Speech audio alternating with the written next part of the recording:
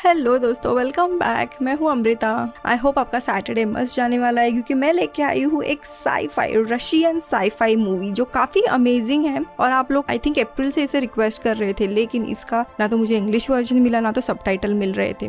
और मैंने सच्ची बता रही हूँ, रशियन सबटाइटल को ट्रांसलेट करने का भी सोचा, बट पूरी मूवी मतलब थोड़ा ज्यादा हो रहा था सो अभी उसके इंग्लिश सबटाइटल मिले हैं। मैं बात कर रही हूँ कोमा, जो 2019 में रिलीज हुई थी। ये मूवी कुछ लोगों को इतनी ज्यादा अच्छी लगी ना कि इसे रशियन इंसेप्शन भी कहा जाता है। अब वो रशियन इंसेप्शन है या नहीं, इसे आप ये वीडियो देखने के बाद तय करोगे। मूवी शुरू होती है तब हम विक्टर यानी हमारे मेन कैरेक्टर को देखते हैं, जो एक अजीब से रूम में खुद को कैद पाता है। जब वो नींद से उठता है तब एक फ्यूचरिस्टिक बिल्डिंग का ब्लूप्रिंट वहाँ पे रखा हुआ था। तो साइड में उसे एक फोटो फ्रेम दिखती है जिसमें वो खुद रहता है और एक लड़की का फोटो था, बट वो लड़की का फोटो ब्लर रहता है। विक्टर जब ऊपर देखता है तब सीलिंग का स्ट्रक्चर काफी अजीब तरीके से काले कलर की तरह चेंज होने लगता है। ये देख के विक्टर बहुत डर जाता है और बिल्डिंग से बाहर आता है। इनफैक्ट बाहर का माहौल तो दोस्तों और भी अजीब था। ये कौन सी दुनिया है और वो यहाँ पे कैसे आया उसे पता नहीं था। लेकिन इस दुनिया में फिजिक्स के कोई भी लॉ अप्लाई नहीं हो रहे थे। यहाँ पे मानो ग्रेविटी जैसे कोई भी चीज नहीं है। कुछ बिल्डिंग उल्टे टंगे हुए थे तो कुछ हवा में तैर रहे थे, तो किसी बिल्डिंग या कार का स्ट्रक्चर उसी ब्लैक मटेरियल से चेंज हो रहा था।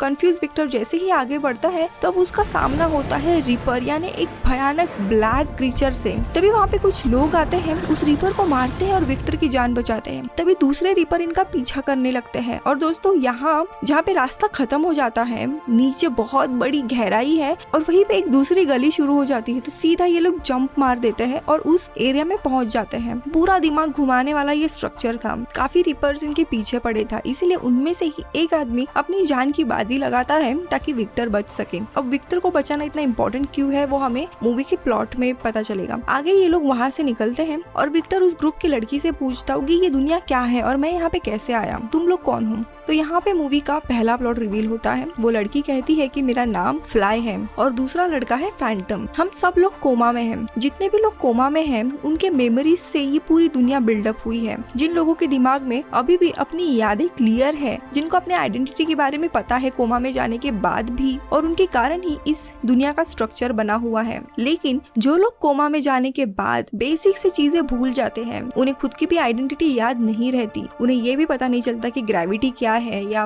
फिजिक्स के लॉ क्या है। इन्हीं बेचारे लोगों के मेमोरीज के कारण यहाँ पे फिजिक्स के लॉ की पूरी धज्जियां उड़ गई है। सो बेसिकली दो टाइप के लोग हैं, जिन्हें कोमा में जाने के बाद सारी चीजें याद है, उनके कारण ये दुनिया बसी हुई है। लेकिन जो लोग अपनी सारी चीजें भूल जाते हैं, उनके आसपास अजीब सा स्ट्रक्चर होने लगता है और ये स्ट्रक्चर सारे लोगों को इम्पैक्ट करता है। अब तीसरे टाइप के लोग हैं, जो लोग कोमा में ही गुजर जाते हैं, वो रीपर बन जाते हैं और यहाँ के बाकी के जिंदा लोगों पे हमला करने लगते हैं। लेकिन कुछ चीजें अभी भी क्लियर नहीं है कि ये लोग यहाँ पे कैसे कैद हुए और ये लोग कोमा से कैसे बाहर निकल सकते हैं। सारी चीजें हमें धीरे धीरे पता चलेंगी। फ्लाई और फैंटम इन लोगों का एक ग्रुप था जो कॉलोनी नाम की जगह पे रह रहे थे। कॉलोनी दरअसल हवा में ही तैरने वाला एक स्ट्रक्चर था जहाँ पे ये इनका ग्रुप रहता था। ये लोग अपने कॉलोनी में जाने के लिए एक बस का इस्तेमाल करते हैं। ये लोग बस में जाते हैं जो एज अ गेटवे की तरह काम करती है और हवा में बसे उस कॉलोनी की तरफ जाती है जहाँ इस ग्रुप के बाकी के लोगों को हम देखते हैं। फ्लाई के कहने पर ही विक्टर एक रूम में जाके सो जाता है। अब ये ऑलरेडी कोमा में था और सोने के कारण उसके दिमाग को कुछ ऐसी चीजें याद आती है जो मेमोरी अभी तक धुंधली थी उसके लिए। सपने में वो देखता है कि वो फ्यूचरिस्टिक स्ट्रक्चर है जिसका ब्लूप्रिंट हमने पहले देखा था, उसके कुछ स्केच वो देख रहा है और अगले ही पल में वो खुद को कार में पाता है। लेकिन इसी सपने के दौरान हम देखते हैं उसके रूम में एक अलग स्ट्रक्चर बनता है, यानी जैसे जैसे उसे ये सारी चीजें याद आ रही है, यहाँ पे उसके रूम का स्ट्रक्चर भी चेंज हो जाता है और बीच रूम में ही एक होल बन जाता है और सामने ही लाइब्रेरी जैसे बिल्डिंग में वो खुद को पाता है। लेकिन तभी जिस कार में वो बैठा था उसका अचानक से एक्सीडेंट हो जाता है और वो डर के नींद से उठता है। दोस्तों यहाँ पे हैरानी की बात ये कि इसकी सपने का एक्सपीरियंस काफी सच होता है, क्योंकि सामने ही इसके रूम में एक गाड़ी थी क्रैश की हुई और उसमें फ्लाई जैसी एक लड़की थी। सो यहाँ पे जैसे ही उसे पास की कुछ चीजें याद आती है, यहाँ पे उसका स्ट्रक्चर बन जाता था। तभी वहाँ पे फैंटम आके उसे बाहर लेके जाता है कॉलोनी के बाकी लोगों से मिलवाने के लिए। इनके ग्रुप में एस्ट्रोनॉम, स्पिरिट, टैंक और इनका ग्रुप लीडर यान, इनसे मुलाकात होती है। यहाँ पे फैंटम विक्टर को लेके थोड़ा सा जेलस फील कर रहा था। वो उसे सबके सामने लाके बताता है कि इस दुनिया में सबके पास कोई ना कोई सुपर पावर है, जैसे मैं खुद काफी तेज इंसान हूँ, तो फ्लाई के पास ऐसी सुपर पावर है जिससे वो लोगों का जख्म ठीक कर सकती है। एस्ट्रोनॉम को अपने आप किसी भी जगह का रास्ता पता चल जाता है और स्पिरिट के पास तो टेलीपोर्टेशन टेलीपोर्टेशन की पावर है जो लोगों को दूसरी जगह पे टेलीपोर्ट कर सकती है। तो विक्टर को उसकी पावर पूछता है। अब विक्टर यहाँ इस दुनिया में नया रहता है, उसको कुछ भी नहीं पता था, इसीलिए फैंटम विक्टर के ऊपर अपने रोबोट से हमला करने लगता है, उसे काफी मारता है, इतना कि विक्टर दर्द के मारे रोने लगता है। लेकिन दरअसल ये एक टेस्ट थी ताकि वो प्रेशर में आके अपने सुपर पावर का इस्तेमाल करना सीखे, वो क्या पावर है वो अनलीश करे। लेकिन वो नाकामयाब होता है। वो उसे आगे पूछता कि तुम रियल लाइफ में क्या करते थे? तो विक्टर कहता है कि मैं आर्किटेक्ट था। ये सुन के फैंटम तो उस पे हंसने लगता है और उसका इंसल्ट करता है। लेकिन उनका लीडर यान, उसे विक्टर के प्रति हमदर्दी होती है, इसीलिए वो उसे आगे कहता है कि कुछ दिनों के बाद तुम्हें बाकी लोगों के साथ मिशन में भेजा जाएगा ताकि तुम्हें पता चले कि तुम्हारी असली पावर क्या है और तुम अपना रियल लाइफ एक्सपीरियंस यहाँ कैसे यूज कर सकते हो। 1-2 दिनों के बाद विक्टर को बाकी टीम के साथ एक मिशन पे भेजते हैं जहाँ उनको एक दूसरे टीम से एक्सप्लोजिव चोरी करने थे। उस टीम के यहाँ पे ऑलरेडी कुछ गार्ड्स मौजूद थे,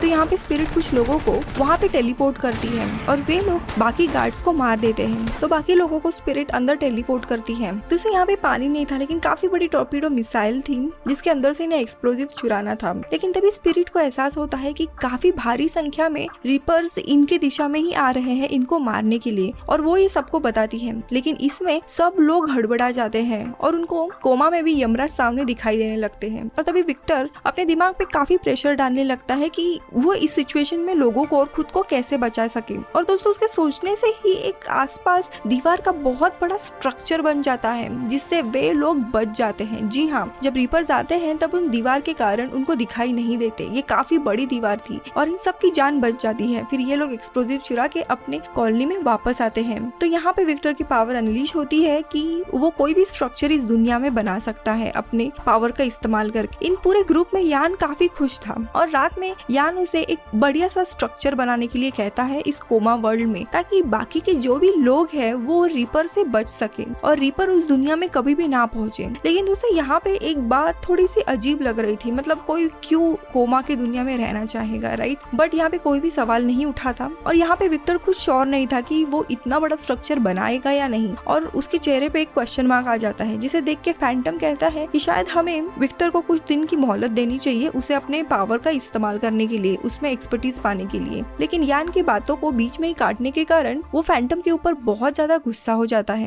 एंड कहता है कि कल से तुम ग्रुप को लीड नहीं करोगे। लीड करने की रिस्पॉन्सिबिलिटी किसी और को देता है एंड कहता है कि हमें कल से ही बिल्डिंग का स्ट्रक्चर कैसे भी बनाना शुरू करना है, क्योंकि यहाँ पे सबकी जान बचाना ज्यादा जरूरी है। फैंटम को यान की इस बर्ताव से काफी शक होने लगता है और उस पर वो नजर रखने लगता है। इस दुनिया में कोई भी चीज करने के लिए उस चीज की क्लियर मेमोरी होना जरूरी होता है। वह अगले ही दिन पूरा ग्रुप बिल्डिंग बनाने के लिए एक जगह पे चला जाता है, लेकिन इनके ऊपर रीपर का हमला होता है जिसमें मेनली फैंटम अपनी जान की बाजी लगा के विक्टर को बचाता है। लेकिन उसको पहले से ही रीपर की चोट लगी थी, इसके कारण वो मरने लगता है। और जैसे मैंने पहले बताया था कि अगर कोई कोमा में मरता है तो वो रीपर में बदल जाता है, वैसे ही हाल यहाँ पे कुछ फैंटम का होने लगता है। तो यहाँ पे सारे लोग बचकर बस की तरफ भागने लगते हैं ताकि वे लोग सेफ लोकेशन पे यानी अपने कॉलोनी पे पहुंच जाए। और विक्टर वैसे ही बिल्डिंग स्ट्रक्चर बनाने की कोशिश करता है और अपने कोमा वाले दिमाग पे ज्यादा जोर डालने के कारण उस दुनिया में ही वो बेहोश हो जाता है। अब ये कोमा में बेहोश होने के कारण रियल दुनिया में उसे होश आता है,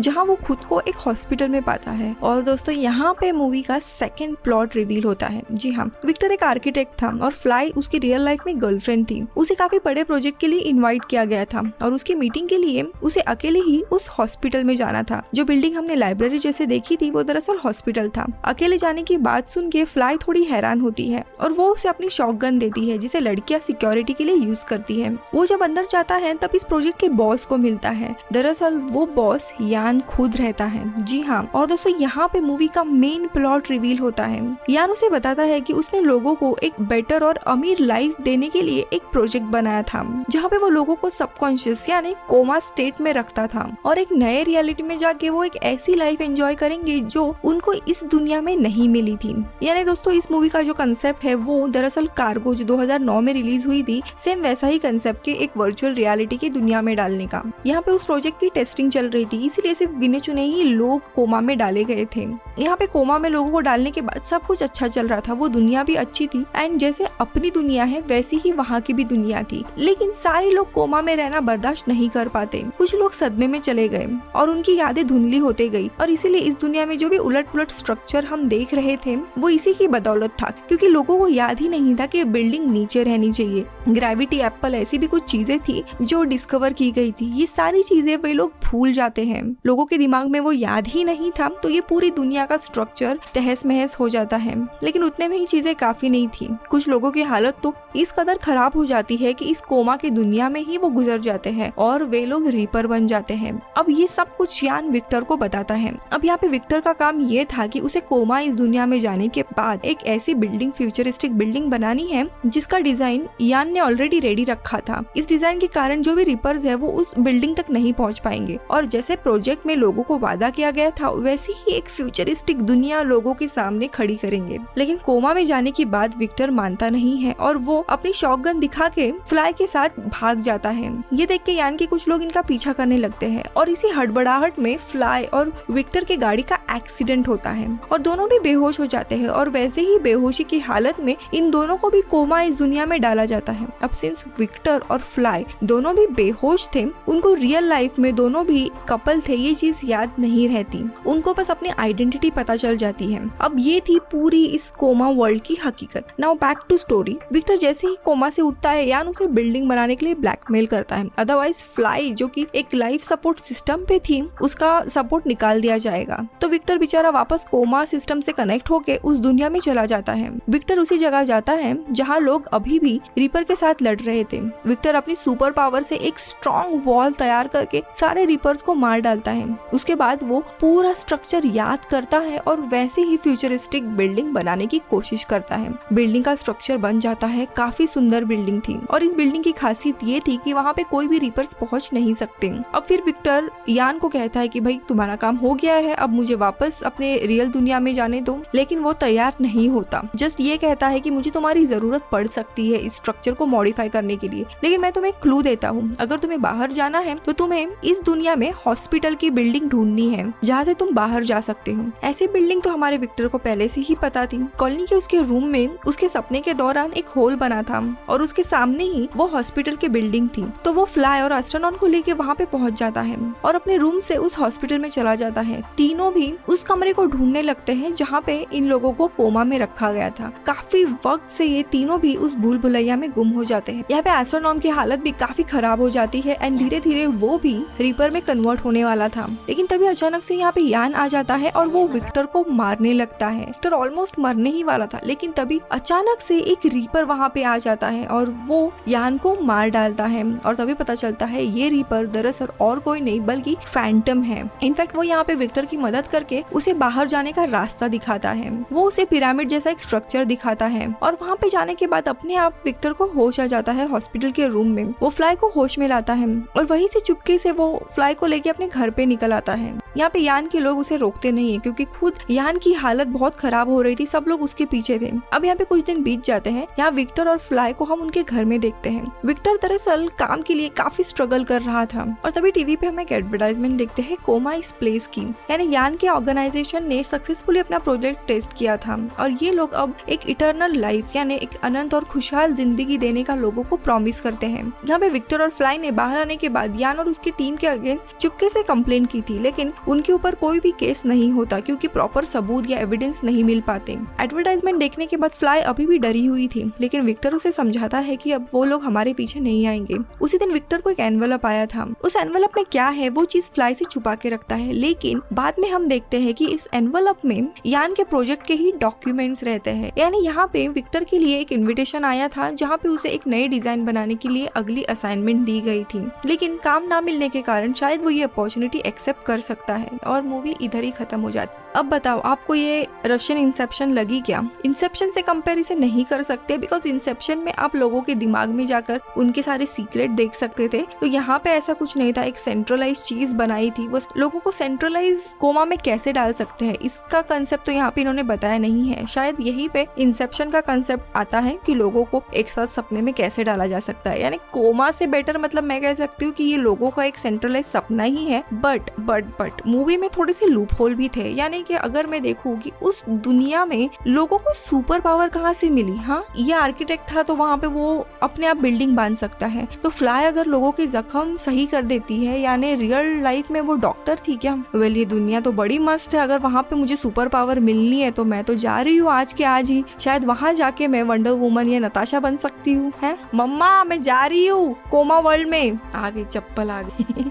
वेल, इसी के कारण IMDb पे इसको 6.5 की रेटिंग है और मिक्स रिव्यू है। वेल, आपको क्या लगता है इस मूवी के बारे में मुझे कमेंट सेक्शन में बताइए। मैं मिलूंगी आपसे अगले वीडियो में, तब तक के लिए बाय।